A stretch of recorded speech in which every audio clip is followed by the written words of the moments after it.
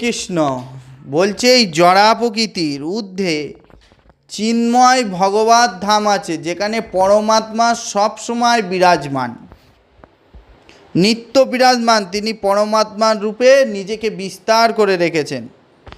তিনি যেমন প্রতিটি জীবের অন্তরে বিরাজমান, তেমন তিনি চিন্ময় ভগবত ধামে তিনি সর্বত্র বিরাজমান। তিনি হচ্ছেন সর্বব্যাপী ভগবান। এই যে বললাম বেদের কথা, এর আগের ভিডিওতে বলেছি যে বেদ মান্যতাকারীরা বলছে যে ঈশ্বর এক ও সর্বব্যাপী, এক আর অদ্বিতীয়, ঈশ্বর সর্বশক্তিমান, ঈশ্বর সর্বব্যাপী।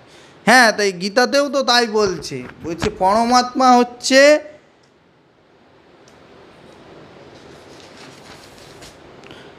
তিনি হচ্ছেন পরমাত্মা, হচ্ছেন সর্বব্যাপী ভগবান। তাই এই যে বেদ আর গীতার মধ্যে কোনো পার্থক্য নেই। ভগবান সর্ব জায়গায় বিরাজমান। এই পৃথিবীর কোনায় কোনায় আপনি ভগবানকে বাদ দিয়ে কিছুই করতে পারবেন না। যার মধ্যে যাবেন তার মধ্যেই ভগবানের সৃষ্টি লুকিয়ে আছে। সবই ভগবানের সৃষ্টি, আমরা খালি জড় প্রকৃতি।